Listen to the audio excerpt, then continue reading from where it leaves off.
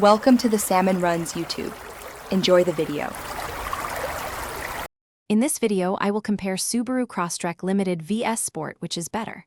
Follow the checklist and listen for clear trade-offs in comfort, handling, tech, and value so you can choose what matters most. I'll highlight real-world pros and cons, point out where upgrades are worth the price, and offer straightforward guidance if you want better fuel economy or a livelier drive. Stay tuned and decide confidently.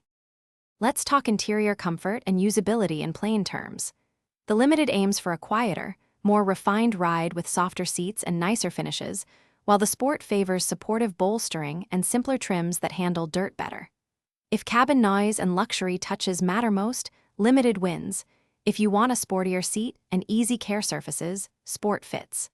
I'll note key features that affect comfort on long drives and commutes. Quick recommendation and favor. If this video is helping, please subscribe and give it a like, it really helps. On another note, the meal prep containers you see make life easier after long drives and keep snacks tidy on trips.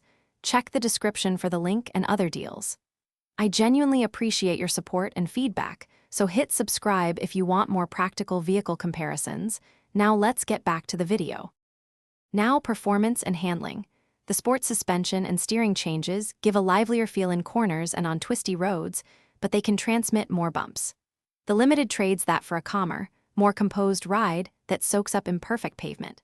Both trims share the same core engine and all-wheel drive, so straight-line performance is similar while tuning defines the character.